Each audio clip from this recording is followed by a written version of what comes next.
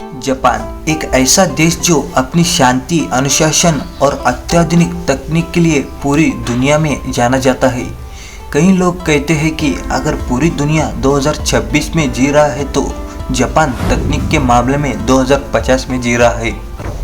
लेकिन इतने विकसित देश में भी एक ऐसा मर्डर केस है जो आज तक नहीं सुलझ पाया है।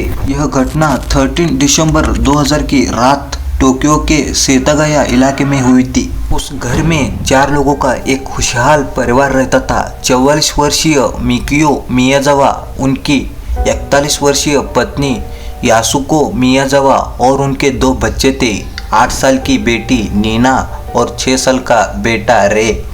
13 दिसंबर की रात इस परिवार पर हुआ हमला पूरे जापान को हिलाकर रख देने वाला था। जांचकर्ताओं के अनुसार हत्यारा रात के लगभग 11 बजे से लेकर 11:30 बजे के बीच घर के पीछे मौजूद कोशिगाई पार्क के पास ही एक पेड़ था। पेड़ पर चढ़कर दूसरी मंजिल के बाथरूम के खिड़की से घर में दाखिल हुआ और अनुमान लगाया जाता है कि हत्याएं 11 बजे से लेकर 12 बजे के बीच हुई थी। रिपोर्ट्स के अनुसार हत्यारे ने सबसे पहले दूसरी मंजिल पर सो रहे रे पर हमला किया। ऊपर से आवाज सुनकर मिकियो मियाजावा अपने काम को छोड़कर ऊपर पहुंचे।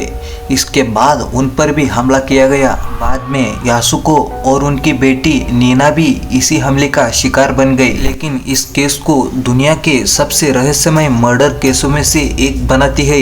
ये घटनाएं जो हत्या के बाद हुई। आमतौर पर अपराधी हत्या करने के बाद तुरंत वहां से भागने की कोशिश करते हैं, लेकिन इस मामले में ऐसा नहीं हुआ। हत्या के बाद भी वह व्यक्ति कई घंटों तक उसी घर में रुका रहा। जांच में सामने आया कि उसने घर के फ्रिज में रखा खाना और आइसक्रीम खाया था और परिवार का कंप्यूटर इस्तेमाल किया जाने का भी संकेत मिला।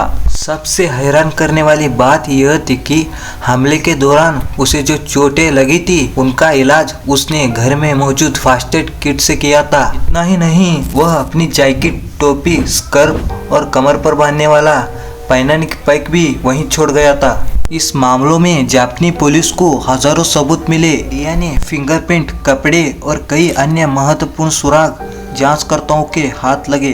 डीएनए जांच के आधार पर अनुमान लगाया गया कि संदिग्ध व्यक्ति की वंशावली में एशिया और यूरोप के दोनों मूल हो सकते हैं। उसके पैनानी पैक में मिले कुछ कणों रेत के नमूने ने जांच को नया दिशा दी।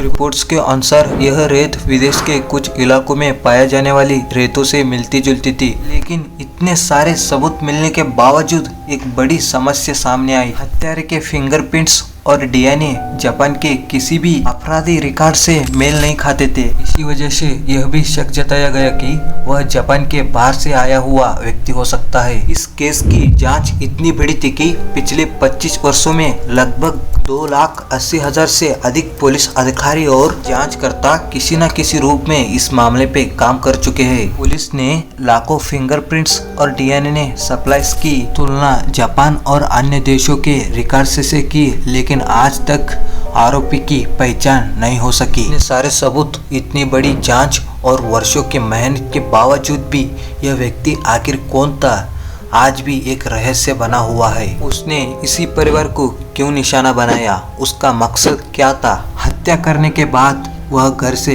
कब और कैसे निकला, इन सवालों का जवाब आज भी किसी के पास नहीं है। मिकियो मियाजावा एक बिजनेस कंसल्टेंट के रूप में काम करते थे। यासुको एक शिक्षकी थी और बच्चों को पढ़ाती थी, और नीना और रे भी आम बच्चों की तरह अपना जीवन जी रहे थे। लेकिन 13 दिसंबर की 2000 की वह रात उनकी जिंदगी की आखिरी रात साबित हुई। अगली सुबह जब परिवार से संपर्क नहीं हो पाया तो रिश्तेदार घर पहुंचे। वहां जो दृश्य उन्होंने देखा उसने पूरे जापान को स्तब्ध कर दिया। आज इस घटना को लगभग 25 साल बीत चुके हैं, फिर भी सेतागाया फैमिली मर्डर केस जापान के सबसे बड़े अनसुलझे रहस्यों में से एक बना हुआ है। शायद एक दिन कोई नया सबूत सामने आए, शायद उस हत्यारे की पहचान हो जाए, लेकिन फिलहाल इस रहस्य के जवाब अब भी अंधेरे में छिपे हुए हैं।